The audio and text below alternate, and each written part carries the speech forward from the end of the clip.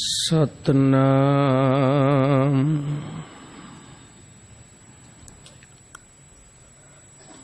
वाहेगुरु साहिब जी।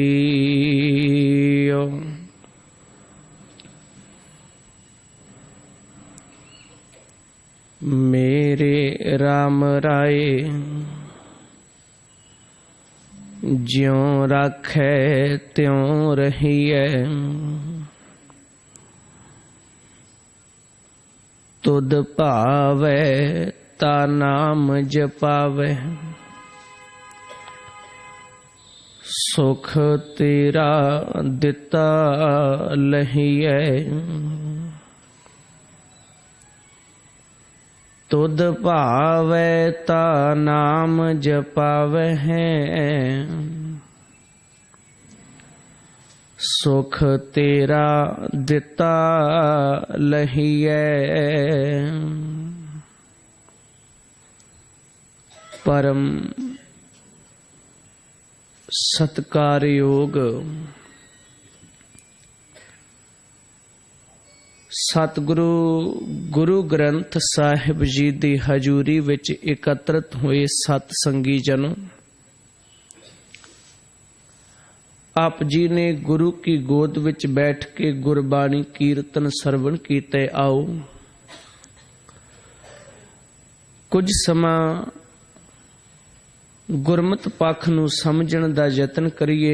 आप सरबत संगत आरंभता तो पहला बख्शो असीस, गुर बख्शी फतेह प्रवान करो। आखो जी वाहिगुरु जी का खालसा, वाहिगुरु जी की फतेह। ਇਹਦੇ ਵਿੱਚ कोई शक नहीं कि गुरु नानक साहिब दे घर ने सिख नूं हमेशा चढ़दी कला ते मुकम्मलता विच रखिया है। इतिहास अते गुरु की बाणी दी विचारधारा ने ਉਹ पूरने पाए ने जिदन गुरु का सिख उन्हां लफजां प्रति अपने आप नूं समर्पित कर दे, फिर अवस्था बनती है जो नर दुख में दुख नहीं माने, सुख स्नेह अर भै नहीं जाकै, कंचन माटी माने। इसे घर विच कदी किसी ने बड़ा सवाल मुकम्मल खड़ा कीता सी। कोई दूसरे धर्म दा साडी सिखी दी तारीफ करदा होया कुछ लफ्ज बयान करदे, गल नादर शाह ते जकरिया खान दे विच दी है। नादर शाह दा जदों राह रोकिया ते उहने लाहौर दरबार विच जकरिया खान नूं जाके सवाल पुछे, ए मेरे काफले नूं लुटण वाले, मैं जिन्हां धीआं नूं चुक के लिआया, गुलाम बना के लिआया, उन्हां नूं छुडाउण वाले कौन ने? ਉਹ ਕਹਿੰਦਾ ਇਹ ਸਿੱਖ ਨੇ। ਅਗਲਾ ਸ਼ਬਦ ਸੀ ਕਰਦੇ ਕੀ ਨੇ? ਉਹਨੇ ਪਹਿਲੀ ਗੱਲ ਜਿਹੜੀ ਕਹੀ ਤੁਸੀਂ ਇਤਿਹਾਸ ਵਿੱਚੋਂ ਪੜ੍ਹ ਸਕਦੇ ਹੋ। ਉਹ ਕਹਿੰਦਾ ਇਹਨਾਂ ਦੇ ਘਰ ਵਿੱਚ ਬੱਚੇ ਦੀ ਮੌਤ ਹੋਵੇ ਜਾਂ ਬੱਚੇ ਦਾ ਵਿਆਹ ਹੋਵੇ, ਇਹਨਾਂ ਦੇ ਘਰ ਵਿੱਚ ਖੁਸ਼ੀ ਹੋਵੇ ਜਾਂ ਗਮੀ ਹੋਵੇ, ਇਹ ਇੰਨੀ ਚੜ੍ਹਦੀ ਕਲਾ ਵਿੱਚ ਰਹਿੰਦੇ ਨੇ ਕਿ ਆਪਣੇ ਪੁੱਤ ਦੀ ਲਾਸ਼ ਦੇ ਕੋਲ ਵੀ ਮਾਂ ਜਾਪ ਕਰਦੀ ਹੁੰਦੀ ਹੈ, ਆਨੰਦ ਭਇਆ ਮੇਰੀ ਮਾਏ ਸਤਿਗੁਰੂ ਮੈਂ ਪਾਇਆ। ਇਹ ਸ਼ਬਦਾਵਲੀ ਹੈ ਜਿਹੜੀ ਸਾਡੀ ਜ਼ਿੰਦਗੀ ਨੂੰ ਮੁਕੰਮਲਤਾ ਤੇ ਚੜ੍ਹਦੀ ਕਲਾ, ਭਾਣੇ ਤੇ ਰਜਾ ਦੀ ਦਾਸਤਾਨ ਵਿੱਚ ਰੱਖਦੀ ਹੈ। ਜੇ ਗੁਰੂ ਗ੍ਰੰਥ ਸਾਹਿਬ ਦੀ ਬਾਣੀ ਵਿੱਚੋਂ ਸ਼ਬਦ ਪੜ੍ਹਦੇ ਹਾਂ, ਆਪੇ ਹਰ ਇੱਕ ਰੰਗ ਹੈ, आपे बहुरंगी जो तिस भावै नानका, साई गल चंगी निगाह मीर मनु दी जेल वल मार के मावां वल वेख सकदे। उन्हां इस नूं प्रैक्टिकल तरीका साडे सामने रखिया। इहदा अर्थ जो गुरु ग्रंथ साहिब दी बाणी सानू सिखाउंदी है, इतिहास दे पन्नियां विच उस बाणी दे अर्थ सिखां ने अपने खून दे नाल कीते ने। ते जदों इन्हां दास्तानां नूं जीवन विच पढ़दा है गुरु का सिख, फिर सहारा मिलदा है, आसरा मिलदा है, चढ़दी कला विच जीण दी जाच आउंदी है, ते नाल नाल गुरु का वो मैसेज भी चेते रहिंदा है। मत मैं पिछे कोई रोव सी, सो मैं मूल ना पाया, कारण की है। मित पैजै मित बिकसै जिस मित की पैज भावे, तुसी विचार देखो पुत भाई हर सतगुरु पहनावे। ये विचारां जीवन का आधार बनदियां ने। कहण तो मुराद इस संसार विच जिस इंसान का जन्म होया उन्हें खत्म हो जाना, पर जिंदगी दे इस वेग विच जेड़ा इंसान रब दी, परमात्मा दी, मालिक दी, हुक्म दी विचारधारा नूं समझ के जींदा है, आप भी जींदा है, अपने परिवार नूं भी इस पक्ष दे नाल जोड़दे, गुरु कृपा सदका ओदा इस संसार विच आउणा ते इस दुनिया तो जाण तो बाद ओदे परिवार दा जीना भी खूबसूरत हुंदा है। वैसे जे शब्दां दी गल करिए, भाई साहब हुणे कीर्तन करके गए, बाबा फरीद साहब दा वाक सी।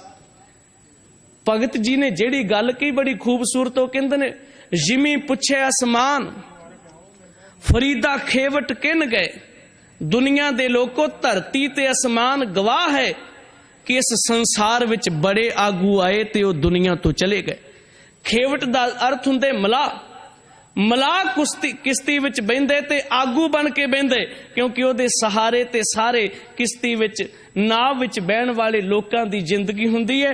बाबा फरीद साहब कहंदे ने आसमान ते धरती इस गल दा गवाह है कि दुनिया विच किन्ने आगू आए, इस संसार तो चले गए, पर अखीर हुंदा की है, शरीर अपनी जिंदगी विच चिखा ते सड़ के सवाह हो जांदा है, पर जेड़े उलामे ने वो आत्मा नूं, वो जिंदगी नूं सहने पैंदे ने। इस करके इहो जिहा कर्म जीवन विच ना होवे जिहदे नाल तेरी आत्मा नूं उलामे सहने पैण, ते उन्हां उलामिਆਂ तो दूर रखण वास्ते गुरमत ने साडी झोली विच बड़ा बेसकीमती खजाना पाया है।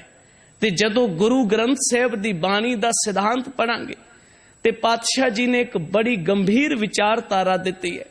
कोई शक नहीं कि जदों इंसानक जीवन विच मौत हुंदी है, समाज दी एक बोली विच लोग बैराग विच जांदे ने। इतिहास इस गल दी बड़ी गंभीर गवाही भरदा है। धन गुरु नानक देव पातशाह जी ने गुरबाणी विच एक शब्द उचारण कीता।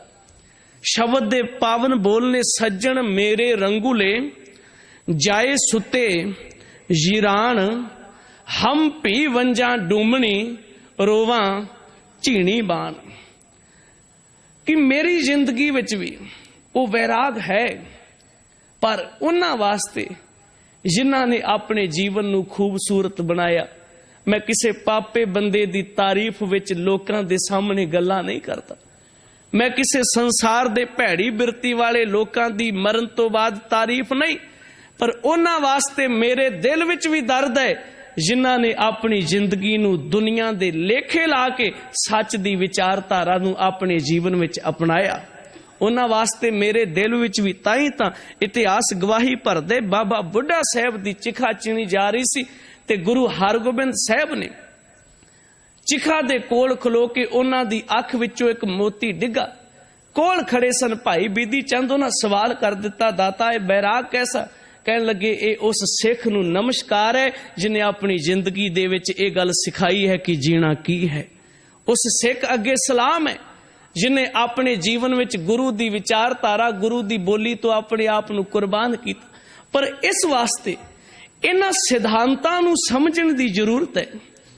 एक शब्द अक्सर जदों मौत लफ्ज दी गल हुंदी है बार बार, ते साडे इस समाजिक पक्ष ते मौत लफ्ज उदों चुनिया जांदा जदों इंसान दे सवास खत्म हो जाते हैं। फिर असीं कहने वो मर गया, वो खत्म हो गया, अकाल चलाना कर गया, गुरपुरी सुधार गया, वख-वख शब्दां नाल संबोधन किया जाता है। पर गुरु की बाणी ने एक बड़ी खूबसूरत मिसाल सानू दिती है। ऐ इंसान, जे तेरे विच चाहत है तू सदीवी तौर ते जीना चाहना है, जे तू ये चाहना भी मैं कदी खत्म ही ना होवां, मेरी जिंदगी हमेशा चलती रहे, आ जीवन साडा किसे दा 10 साल दा, किसे दा 20 साल दा, किसे दा 50 साल दा, पर एक जीवन गुरु दिंदा है जेड़ा जीवन भाई तारू सिंह वर्गियां नूं मिलिया। दुनिया खत्म हो जाएगी पर ध्रुव तारे वांगू संसार विच चमकणगे। एक जीवन गुरु कोलों प्राप्त हुंदे।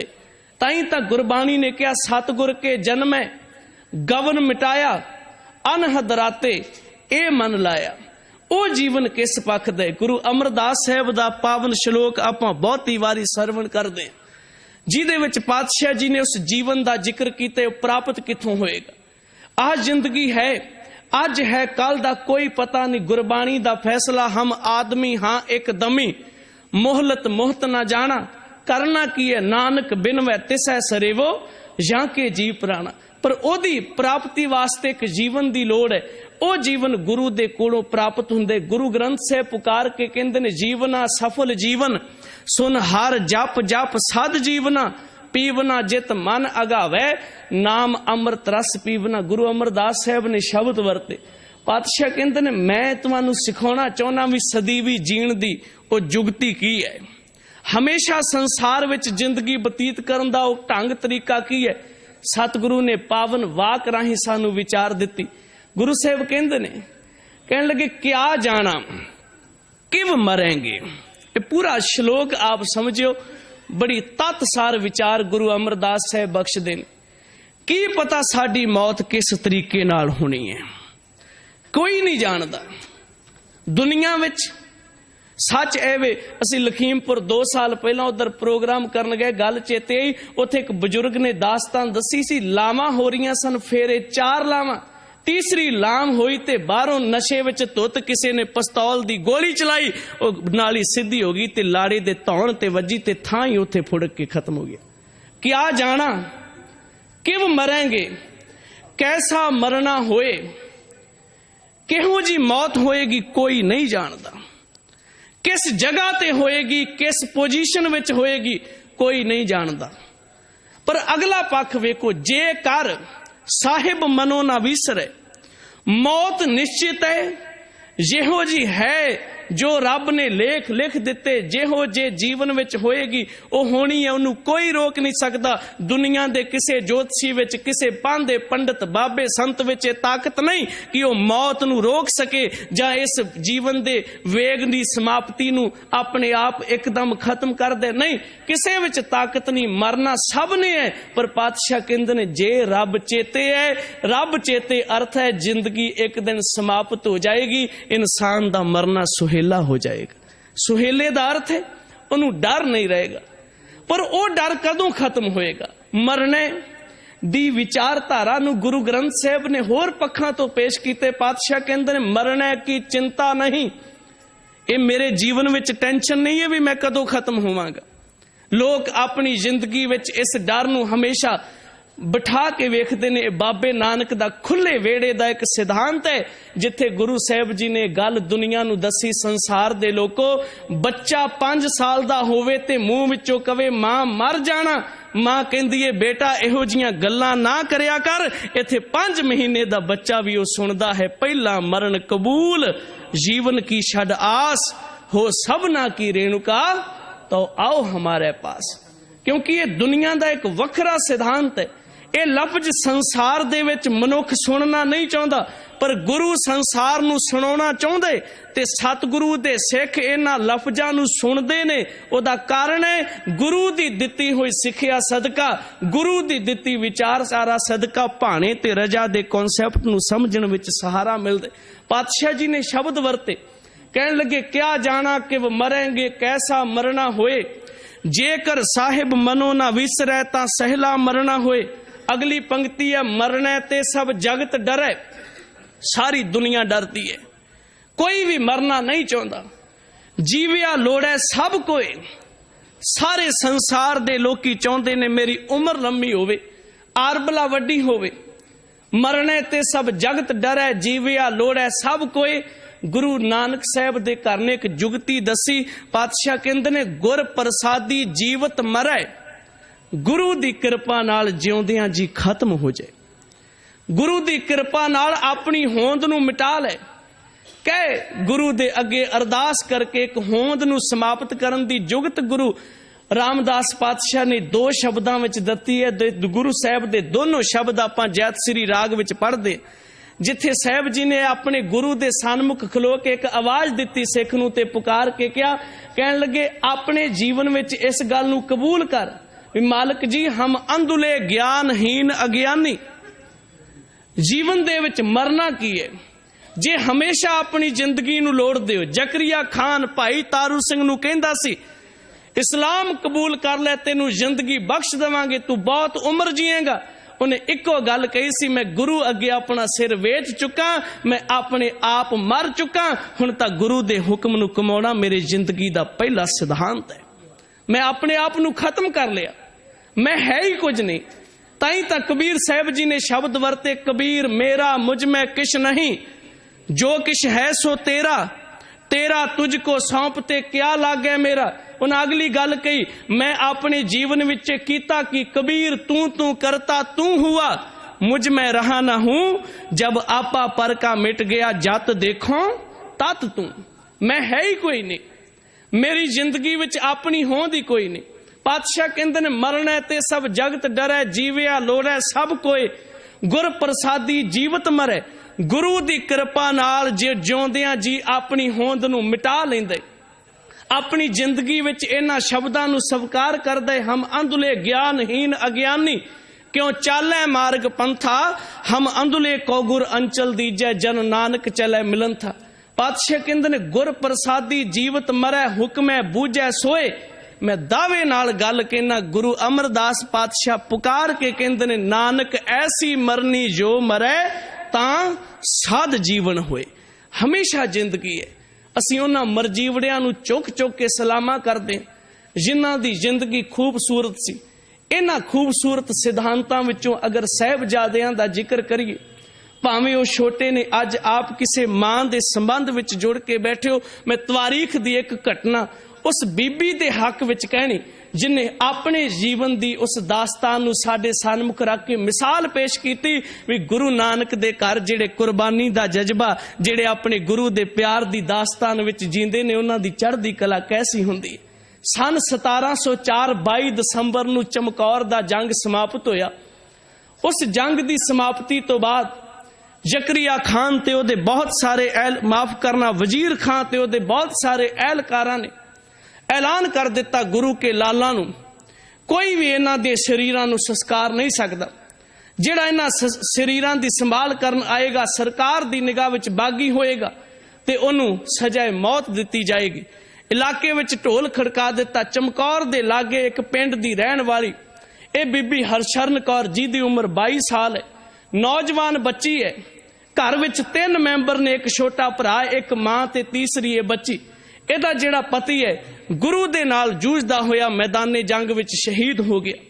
ਬੱਚੀ ਦੇ ਕੰਨਾਂ ਵਿੱਚ ਆਵਾਜ਼ ਪਈ, ਅਜੀਤ ਸਿੰਘ ਜੁਝਾਰ ਸਿੰਘ ਸ਼ਹਾਦਤ ਦਾ ਜਾਮ ਪੀ ਗਏ।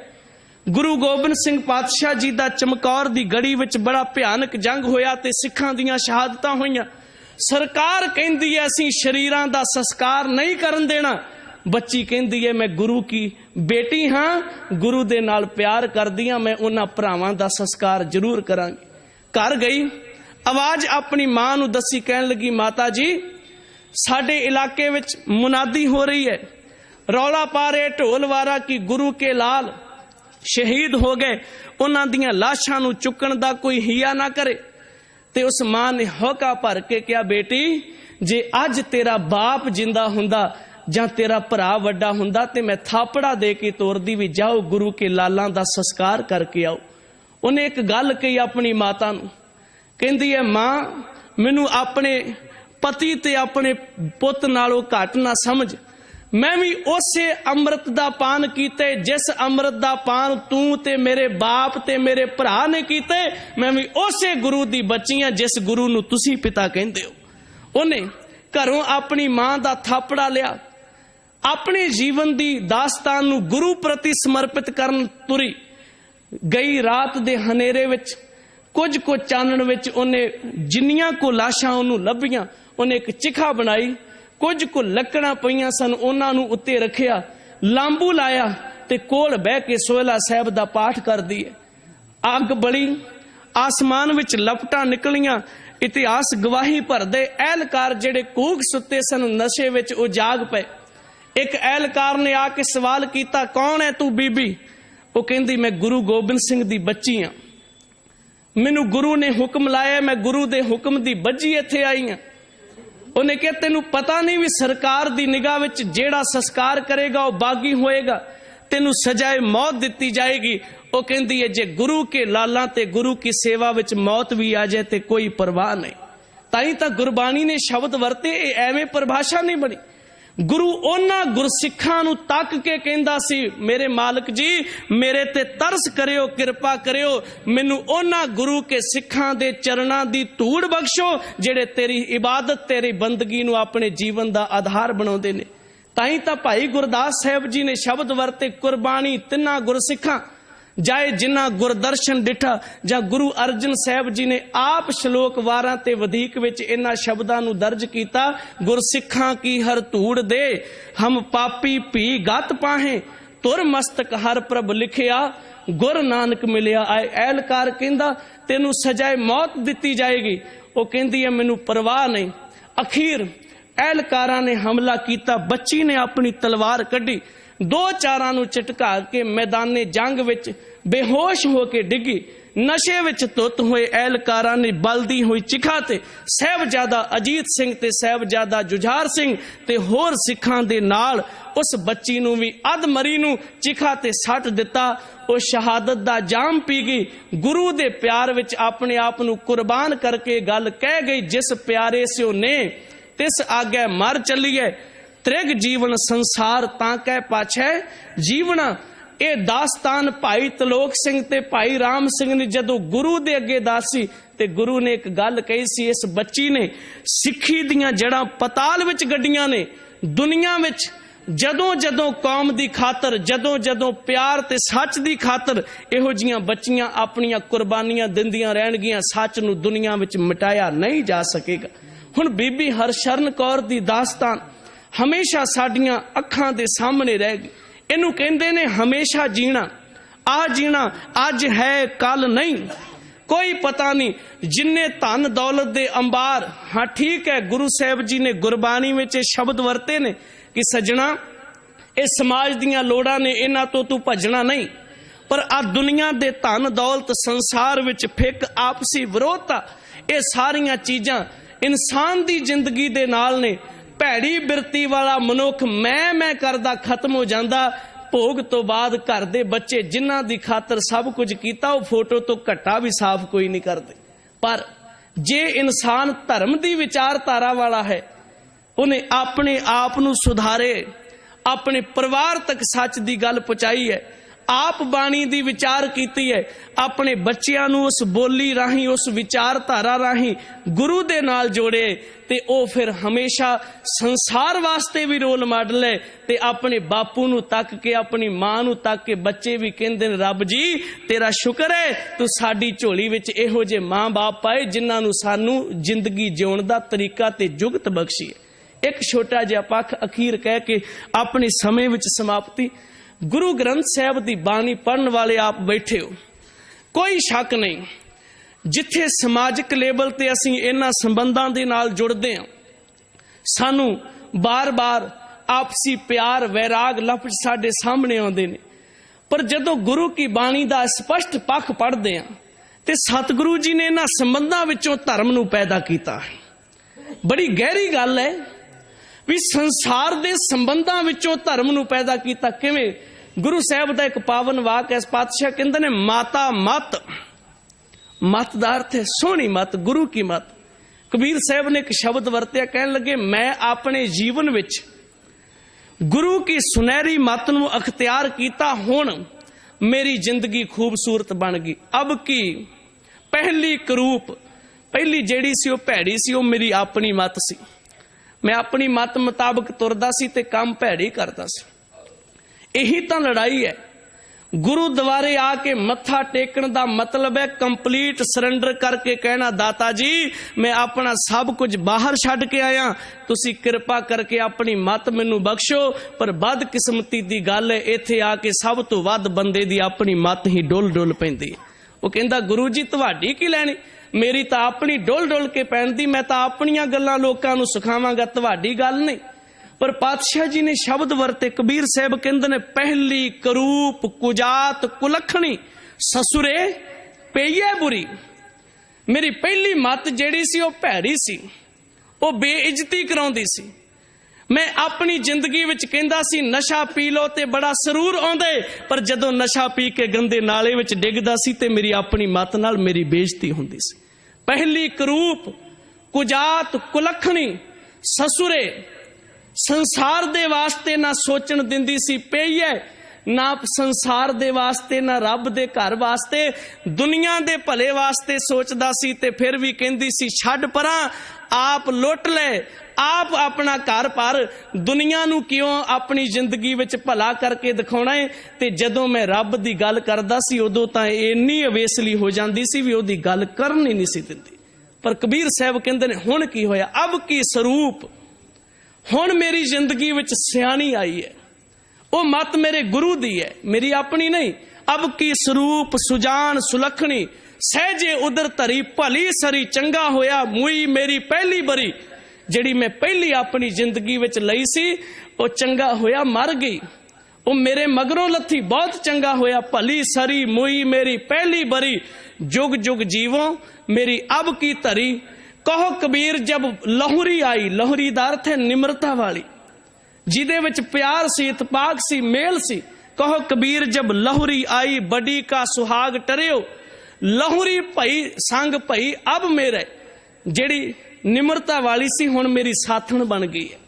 हुण निम्रता मेरे जीवन दा आधार है, सत संतोख दया धर्म मेरी जिंदगी दा मुख अंग है। कहो कबीर जब लहुरी आई बड़ी का सुहाग टरियो, लहुरी संग भई अब मेरे, जेठी अहर धरियो, जेठी दा अर्थ हुंदे वड्डी, जिहड़ी हंकार वाली मत सी मैं किते होर जाके टिका दित्ती, हुण मेरा ओहदे नाल कोई संबंध नहीं। हुण धन गुरु नानक साहब ने इन्हां शब्दां नूं वरतिया। पातशाह कहंदे ने संबंध वेख, बंदा अपनी जिंदगी विच मां दा साथ नहीं छड्डना चाहुंदा, वो चाहुंदे मेरी जिंदगी दे विच हमेशा मां दा आसरा ते सहारा बनिया रवे।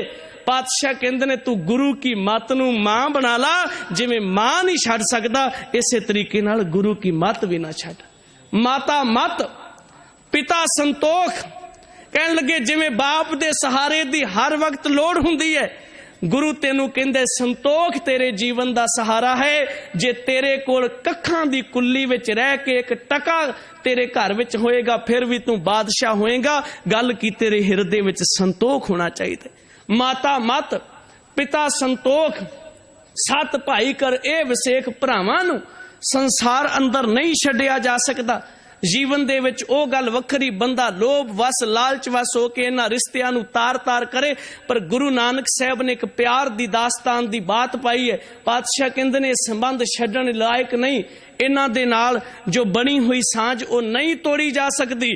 हमेशा जिंदगी दे जदना चिर इंसान जींदे सहारा ते आसरा बनदे ने सज्जणा, जिवें भरावां नूं नहीं छड्ड सकदा, तू अपनी जिंदगी विच सत परमात्मा दी विचार नूं भी कदी त्यागना नहीं, कदी छड्डना नहीं।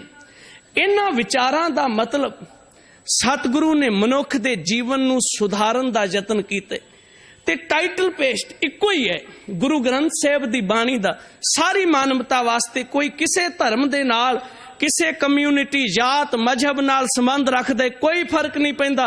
मेरा गुरु पुकार के कहंदे सज्जणा इस दुनिया विच आया है जिस ते उपजिया तिसै पछाण, पार ब्रह्म परमेश्वर ते आया कुशल खेम होए कल्याण। समा इजाजत ने अपने विषय नूं संकोचना। धन गुरु नानक साहब दे घर ने मौत दी बात पा के सानू जिंदगी जिउण दा तरीका दिता है।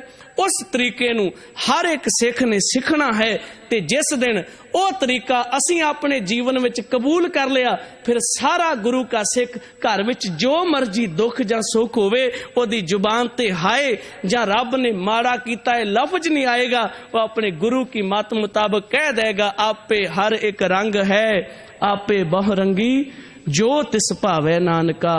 साई गल चंगी भुलां दी खिमा। धन्नवाद। वाहिगुरु जी का खालसा, वाहिगुरु जी की फतेह।